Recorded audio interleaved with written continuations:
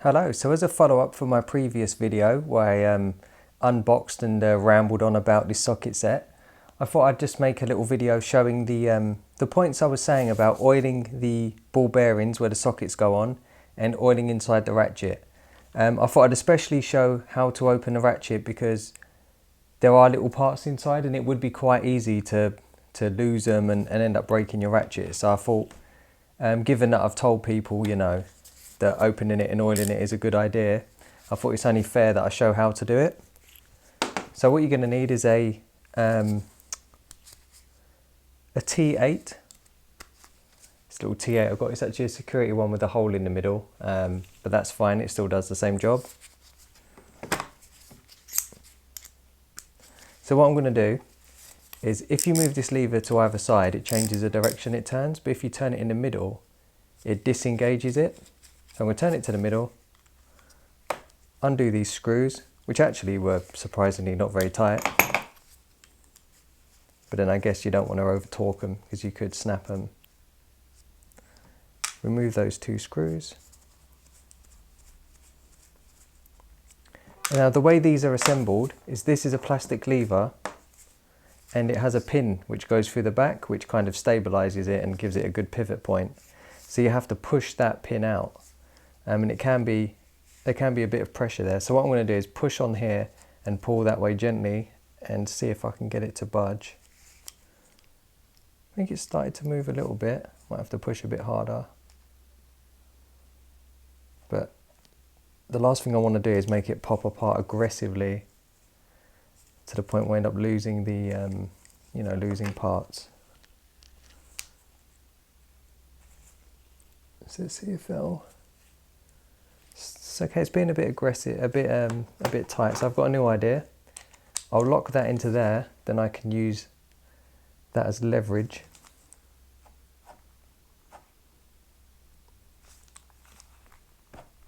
And hopefully be able to pull it apart.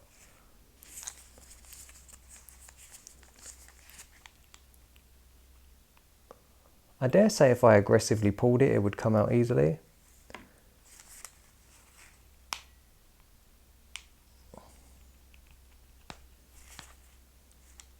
Okay, it's starting to move.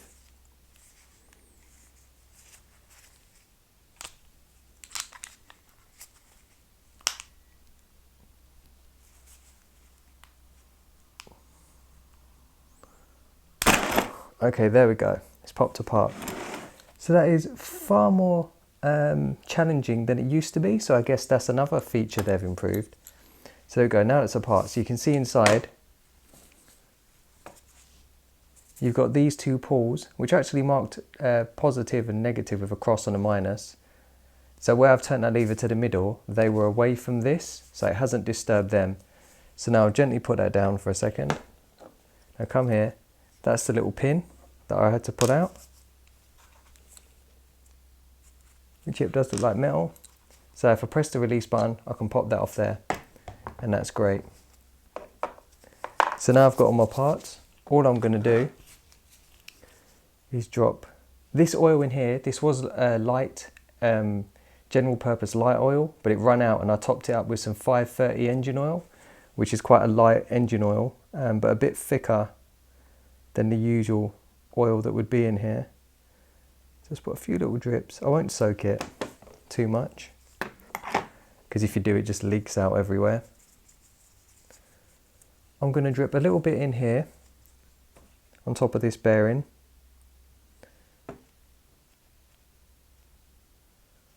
So that'll work its way in. Then I'll put a little bit around here.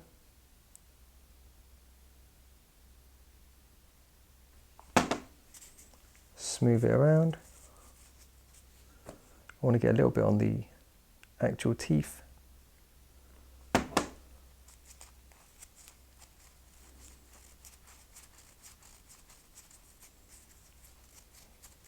That's good. And I'll also just get a little bit here and spread it around as well. So that's it. So as you could see when I opened it, it was dry inside. But I mean, as I said in the previous video, wrong way, They work fine as they are. You don't have to do this. This really is an optional thing, but I just feel it's worth it, and it makes it work that little bit nicer. And also, if you did use it in a damp environment, there's a chance moisture would get inside, so it should help protect it. What used to happen with mine is that it would, every now and then it would start getting a bit stiff, because it would dry out inside or moisture would get in and it wouldn't work as nice, and I'd have to open it up and oil it. So with that bit of experience, that's why I'm just doing it from the start with this one. Right, this pin is now proving a bit difficult to push back together. So let's see if I can use what I've got here.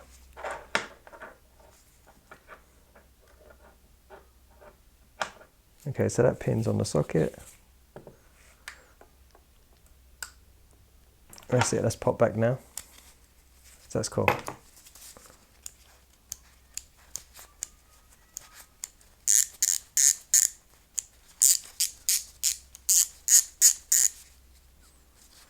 Right, so that pin's gone back in. Now I've just got to replace the screws.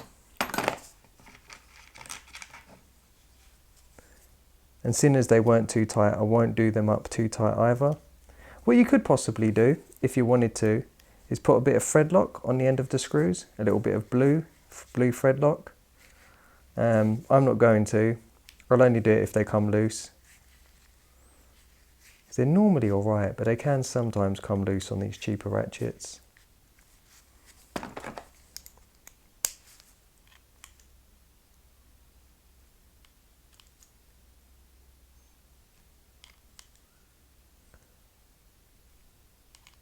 Okay, just make sure I've got them where I'm happy. That's it there, about as tight as they were. And that's it, now that's got some lubrication in there. It's just going to work a little bit better and last a little bit longer. So yeah, that's good. So now there's the rest of the bits to do. So what we do is just remove them from the box. All the ones I'm going to oil. So it's everything with a ball bearing in, which is all of them. And I'll just use this piece to depress the ball bearing. So I'll start with this one.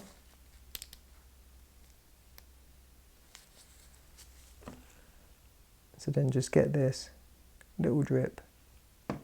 Perfect. I will note this is from a different tool set, because this doesn't come with a T8 for opening that. So we go. I'm not going to oil these pivots because it's good to keep that a little bit stiff. Over time these can become a bit floppy, and then they don't, I find them a bit more awkward to use. So I'm not going to oil that.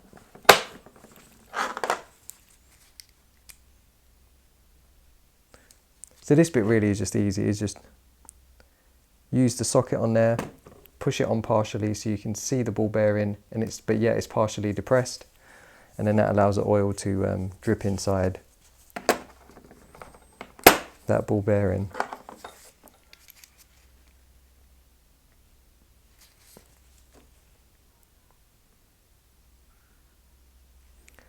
And again, this just helps that ball bearing move a little bit easier, so it makes it a little bit nicer in operation and just protects it from moisture, corrosion, all that kind of stuff.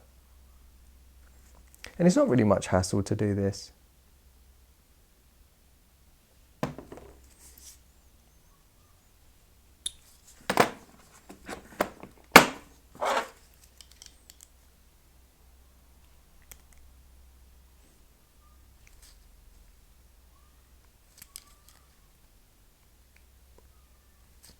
It's not much hassle, and I struggle with this one.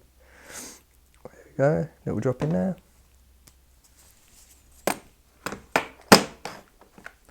I didn't pull this out, did I? So we'll do this as well.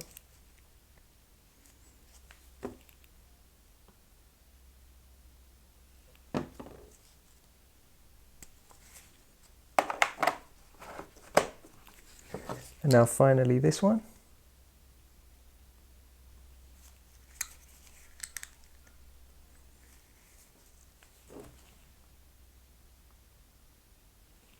And there we go, now they're all done. And I would imagine already it's going to feel that little bit easier, yeah, which it does.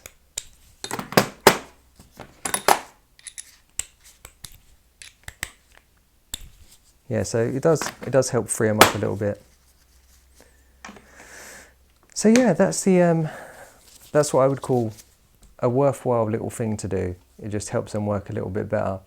And some of the other ways to help make a tool like this really last longer is to always make sure you use the correct size tool for the correct size bolt or screw that you're undoing. You know, because so many people don't. Like the amount of people that will strip bolts, me included, in the past, just by not putting the socket on fully. So it's always making sure the nut is clean and you get the socket fully on, and that the socket is dead onto the nut, dead straight. Especially if you're using a universal joint or the flexi, it's easy to kind of not pay attention and the nut starts to sort of slip off at an angle and then it will round off the bolt. And with screwdriver bits, you know, there's these. So you've got the Phillips and you've got the posi. And you can use a Phillips in a posi, but you can't use a posi in a Phillips because of those extra parts in the middle of the slot. You can see it doesn't allow the bit to go fully in. So you do have to make sure you use the right tool, sorry, for the right screw. Same with all the stuff, you know, it's really important. And sometimes with Allen key head bolts, sometimes you need to get a little pick and scrape out any mud or dirt that's in there before you push it in. And that's how you don't round these things off and make something like this really last a long time. So they would be, you know, the main tips I can think of to get the most out of a cheaper socket set like this. But as I mentioned in the previous video, it might be a worthwhile upgrade for some people to consider upgrading the ratchet to a higher quality one. Although I will say there is nothing wrong with this, it really does do the job. But there are some reasons where you might want to upgrade. So if I move that away for the moment, one option, and the option that I tend to go with now, is this, which does fit in here. This is a bit dated on the handle, but this is a brittle expert, or perhaps a Facom expert, because Facom took over brittle. And it's a, what do they call it, swivel head ratchet. It's 72 teeth, which so is that, as far as I believe. Although I could have counted the teeth, but I'm not going to. I know the original one was 72 teeth, the older model, and that feels the same. It's just a very small turn for a click. So yeah, that's 72 teeth. All of these ratchets I'm holding in my hand are 72 teeth. So yeah, this is the one that I go with, which fits in the box perfectly fine. The box will close, so that's perfectly suitable. It's got a nice long handle, and with the swivel function, when you are using, say, the Allen key bit here, you can put it in, you can crack the nut loose, and then as you're unwinding it, you can turn it into a ratchet screwdriver, and then you can go back, you know, tighten it. So it's really nice because you can work in all these different positions and still the ratchet will operate. So that's my favorite option. Another option, it's not as long as the original ratchet, is perhaps maybe you'd want to get one of these if you wanted a high quality soft handle ratchet. So this is a Facom ratchet, little 1/4 inch drive, sealed ratchet, again 72 teeth. Really nice thing, just, yeah, really nice thing. Just a shorter handle, so you do lose a little bit on the leverage. Or if you're really feeling kind of flush, perhaps you would want to go snap-on, which is also a short handle. This isn't a soft grip snap-on ratchet, but again, 72 teeth, sealed ratchet. These are good because they're serviceable. So if the mechanism ever fails, you can buy a new service part, or if you buy it off a dealer, I believe they'll do it for you. I just bought this off the internet a while ago. But yeah, so that's some possible upgrades you could do. I mean, I haven't started using this yet. Now it's oiled, I will, but I'll use it with its original ratchet and test it as I said I would. But yeah, there we go. Hopefully I haven't rambled on too much. I will use it with its original ratchet and leave this in my other set for now and not use it. And yeah, we'll come back in a week or so and we see how this is holding up. But yeah, so I hope you found that useful. I do recommend doing those little things I've said, because it will just add to the longevity of the tool. And especially make sure you use the right size bit or socket for the nut or bolt or screw that you're undoing. So yeah, thanks for watching. I hope you found that useful, and yeah, see you in the next video. Take care, goodbye.